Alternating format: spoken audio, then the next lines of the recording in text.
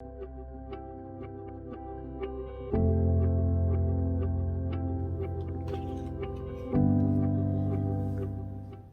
2020, I wanted to go into a larger palette that was kind of one that I always went to, because what happened is I went from this one, which had 12 colors and served me well for 2 years. And then I started collecting colors and swapping colors with a lot of people, and I ended up with this. And when you have all of these colors, the choices are really getting difficult to make, because you're like, what yellow do I use? What red do I use? And so I wanted something a little simpler.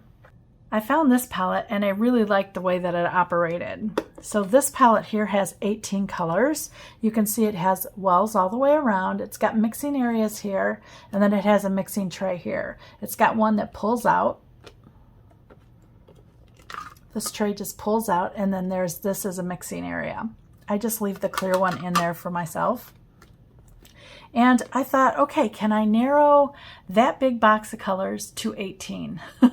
I'm not sure, but let's see. Because by now I know that I like to mute colors. I know that I like textures.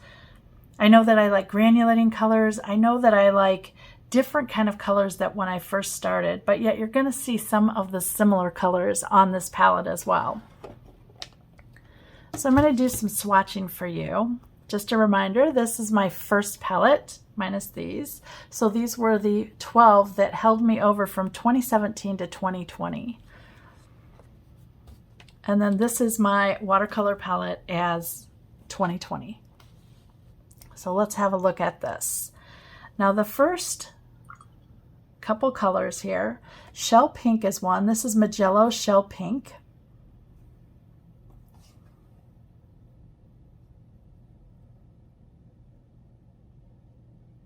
When I painted acrylics, I used to use all the time a color called Flesh Tone.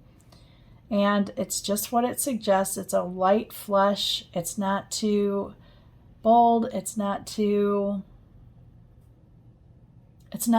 dark. And I used it for everything. And I mostly used it to add to my palette to make colors grade. I am gonna splash this.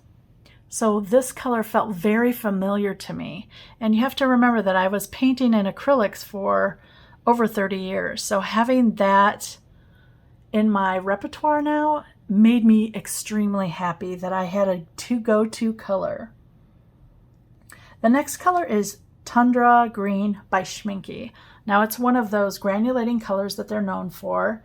And I love this green because it's dark, but yet it has separating quality to it that comes out kind of peach, kind of brown. I want you to think of maybe a raw sienna kind of color, a little more on the orange side though. And it's just really beautiful to me. I love this color. This is my favorite color from the set. And I decided to just buy a big tube because I liked it that much. And I have not regretted putting that on my palette at all. I just really like the way that it looks, that it separates. I put some strategic dots here so we can see what happens as it granulates. I am always on the search for a perfect kind of Dijon mustard brown. And I found one in VanGogh Raw Sienna.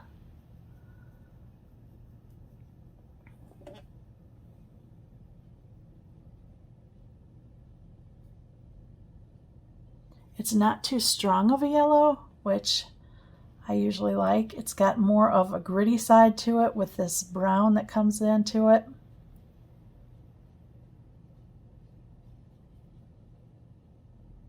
And it suits my purpose really well. I don't really like a sunny yellow or a bright yellow. And this one is perfect. It mixes great with other colors, as I'll show you later. You can see this one's kind of separating already. And then I have Hematite Violet Genuine. Now hematites for me, I had it on the first palette. I just had Hematite Genuine on my first palette. And that one was more black. This one has a violet cast to it, and it kind of separates as well. So I like it for the granulation. But you'll see as it starts to separate, it has a bit of pink under it. See, it's already looking like that.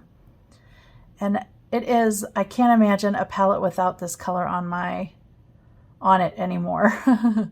I use this color all the time. In fact, I don't use the hematite genuine anymore. I like this color instead because of the undertones that it has. I'm really starting to like the granulation colors and the ones that separate. Sepia is my go-to brown. I just love the richness of it.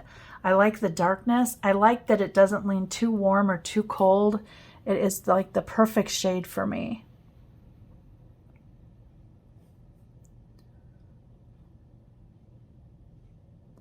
It is great for trees, it's great for leaves, it's great for dirt, and yet you can lighten it with anything. It looks fabulous with the pink in it.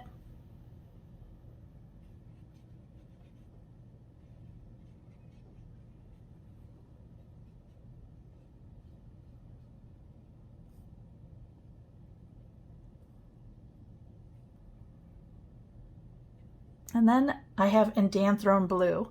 It is still my favorite blue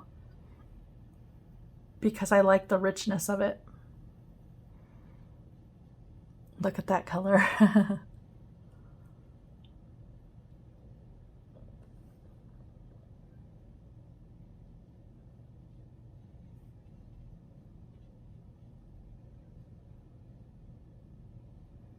This color reminds me of Van Gogh's skies. Think of a starry night. This color was in there for sure.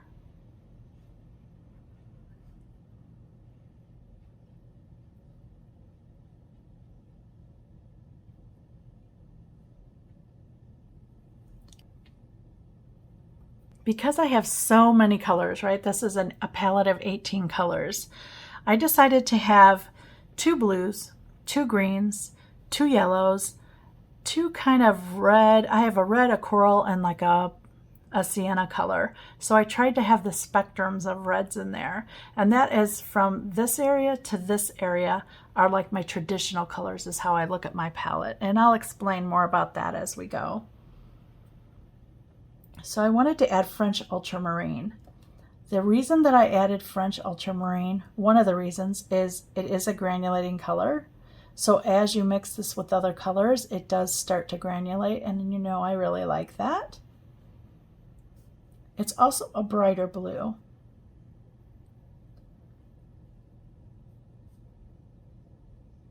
This mixed with browns gives me really nice shadow tones.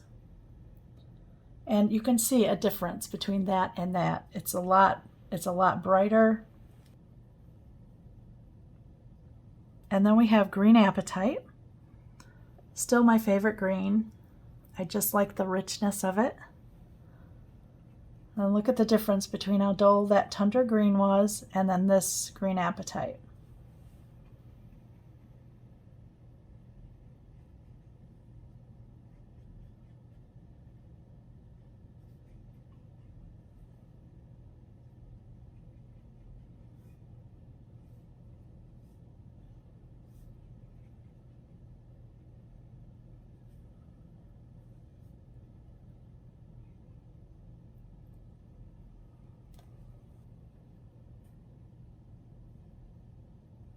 And I added serpentine green as well.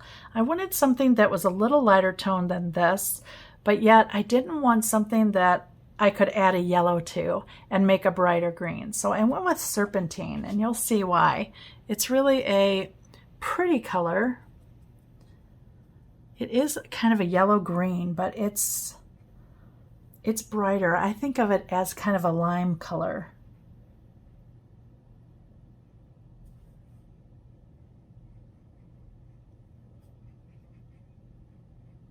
Or maybe even a spring green color.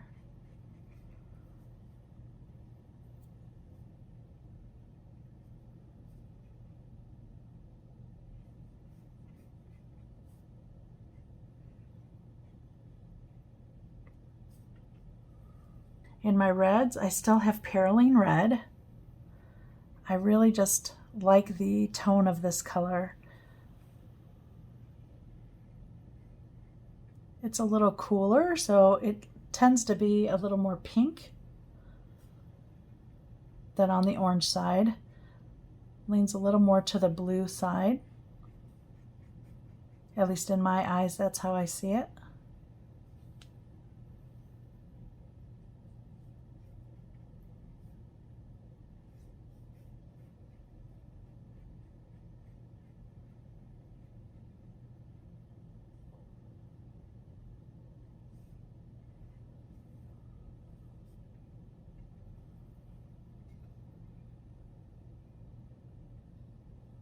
When I saw Daniel Smith use Quin Coral in one of their demos of colors, I was like, oh my gosh, I have to have that color. It was just a really nice in-between color. You'll see what I mean. And I love it when it's watered down. I don't really use it this strength at all,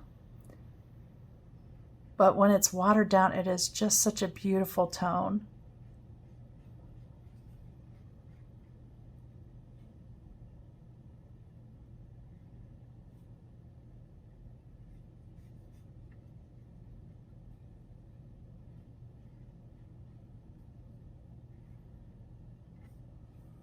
Do you see how pretty that is?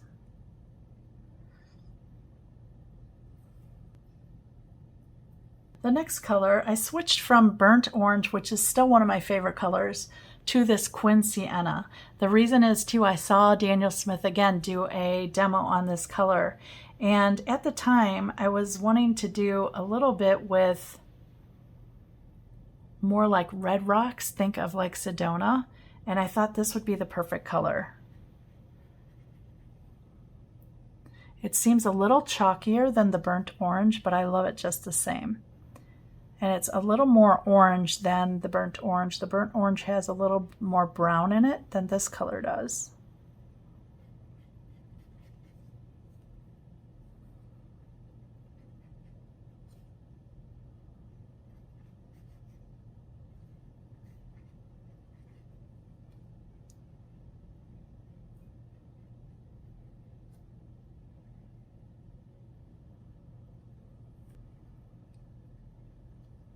I've got nickel azo yellow.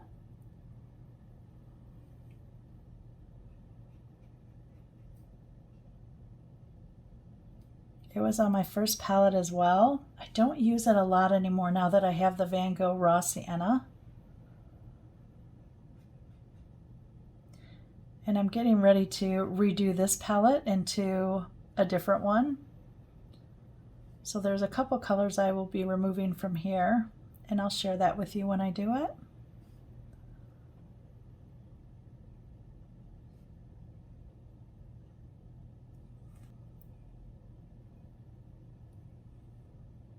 And I even put Hansa medium yellow on here. I did a big class called Cultivated Color. It's a color class, color mixing class, where we use Hansa yellow medium, perylene red, and French ultramarine, plus neutral tints. So with 4 colors, I create over 300 color mixes with it. And I kind of fell in love with the Hansa medium. It is a bright yellow for me, but I liked what it did to the other colors. It gave it a lot of life, more so than that color, the azo yellow.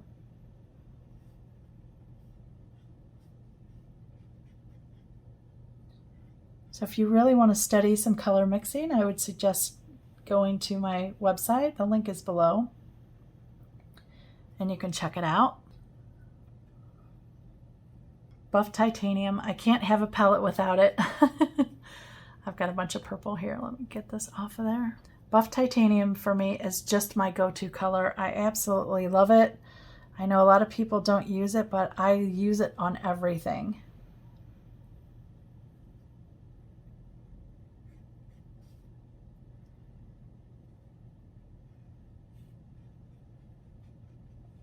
I recently found gray titanium, and I like it just as much as the buff.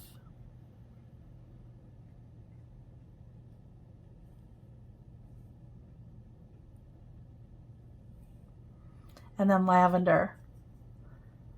I shared with you with my first palette, lavender for sure was on there. I just really like the neutralness of the color.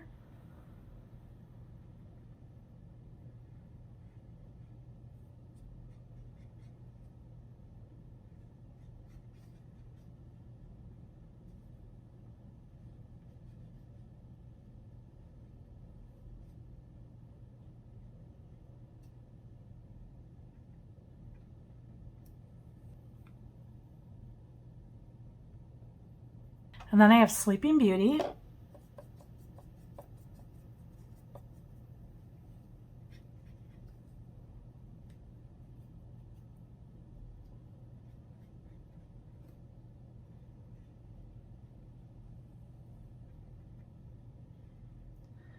Sleeping Beauty, again, I wanted something a little brighter than the other blues.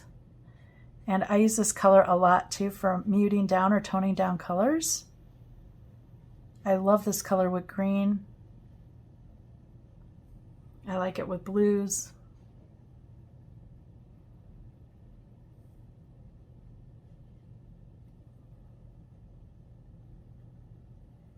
Now the next color is going to shock you. It shocked me even putting it on this palette.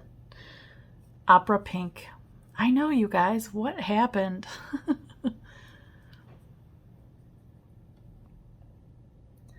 Brace yourself.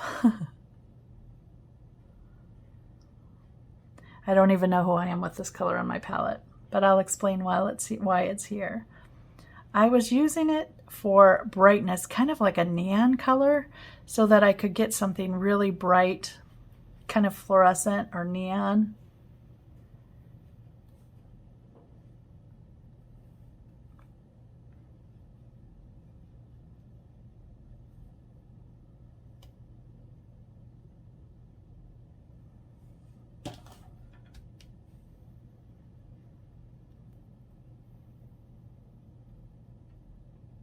I'm going to bring this up so you can see it, and then we're going to talk about my big color chart that I made with this. We have Shell Pink by Mijello, Tundra Green by Schmincke. See the little bits of brown in there? VanGogh Raw Sienna, Daniel Smith Hematite Violet Genuine. Do you see the flesh color or the pink tones in there? That's why I absolutely love that color. Daniel Smith Sepia, Daniel Smith Indanthrone Blue,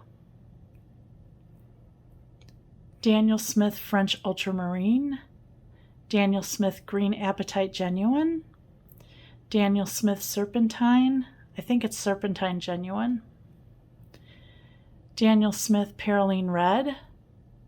Now look at those two colors of Daniel Smith Quin Coral and Daniel Smith Quin Sienna.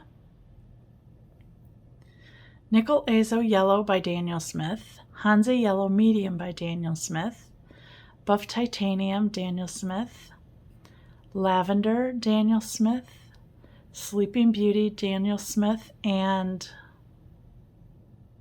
Opera Pink Daniel Smith.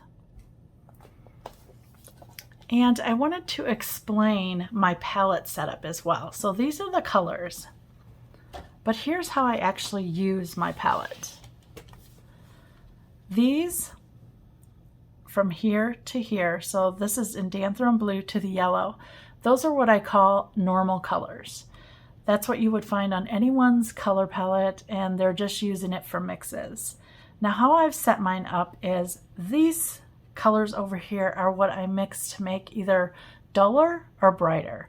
So that's Buff Titanium, Lavender, Sleeping Beauty, and Opera Pink. Opera Pink's going to make everything brighter. These three are going to make everything duller. So they have their own use on this side. So on this side over here, what I have is Shell Pink, Tundra Green, Raw Sienna, Hematite Violet Genuine, and Sepia. So this over here is my graying down. I mean, it really grays something down because, and it's also my granulating colors. The Hematite and the Schmincke really are separating colors. So that is what this side of my palette is for. When I was setting it up, I was going to do them in color order like everyone else does. And I thought about, how am I going to use this palette? For me, a lot of my paint comes from these sides. So I'll dip into Quin Coral, then I'll dip into this green, or I'll dip into Quin Sienna, and then I'll dip into this blue. So I'm using my sides more than I'm using the standard palette up there. Yes, I might grab some colors, but the majority of my work comes from these outsides. That's how I set my palette up. And let me show you what these 18 colors create when they're mixed with one another. This is the big color chart for those 18 colors. So it goes 18 colors this way and 18 colors this way. Yes, it took me a long time, but for me, I love to see what the colors do. And there's a couple things that I want you to look at. So remember I talked about the left-hand side of my palette is more for muting and more dirtying it up kind of thing. I want you to look at the first 4 rows. So there's the first 4 rows. What do you notice about that? Right, there's not a lot of brightness.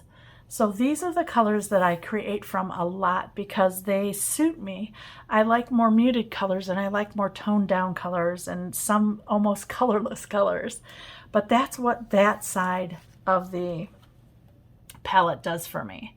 Now let me go to this side so you can see that. That's at the bottom of the chart.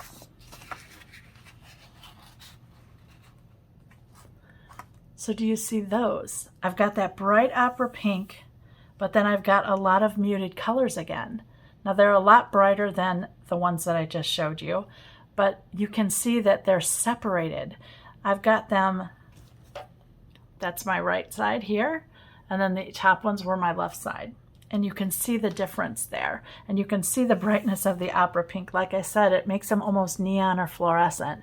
And it's just a fun color to kind of have on my palette. Now everything else in between, so from this row to this row, so these, hold on here. So from here to here, those are my standard colors. So that is my browns and my greens and my oranges. And you can see that in the middle there, that's a lot of color creation. But I want you to think of a color, and can you find it on my chart? I mean, I can find almost every color. I've got bright lime green. I've got kind of a cobalty teal color. I've got some muted colors. I've got some pale pinks. I've got a whole row of pinks up here.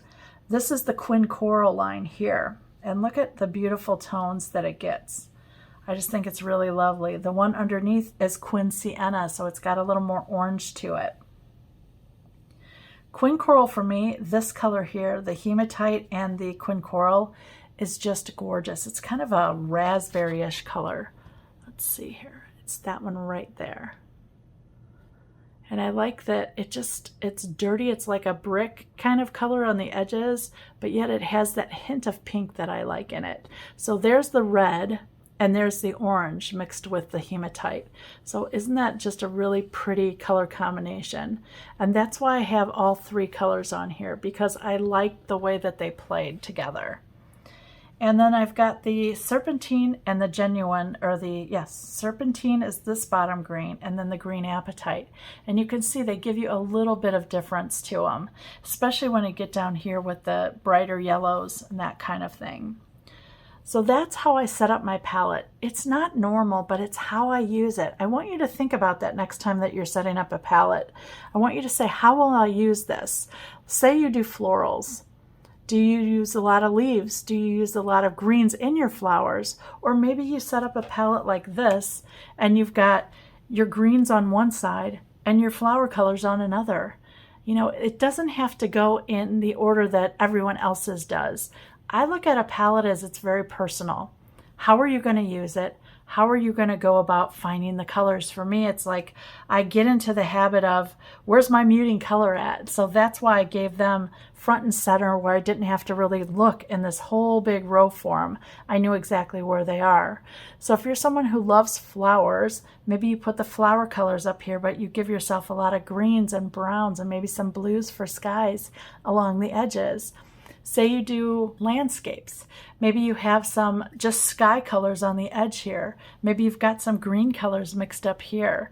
Maybe you've got a whole little palette of greens. Who knows? Depends on what kind of plein air painting you're doing or landscape painting. And then you can make the rest out of maybe a red, yellow, and blue and just start mixing there. I like to have convenience colors. I like to have those already mixed where I don't have to constantly work to make a color. And, you know, that's why I've got the quin sienna here. Yes, I could do the yellow and red very easily and come up with an orange, but I like having that already done where I could just dip into it and go. So I hope seeing this palette has given you something to think about.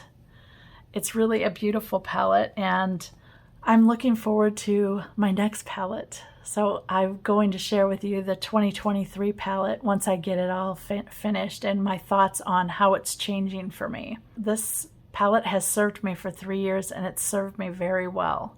I'm just ready for a little bit of change. Not too much is going to change in there, but just a little bit. I hope you've gotten some great ideas for your watercolor palette. And don't be afraid to put it how you want to use it, because that's what's most important. It's your palette, it's you finding them. Make it easy for yourself and put it together the way that you will use it. If you found this video inspiring, I would appreciate a like, comment, or a subscribe. It will really help grow my channel. Thanks for watching.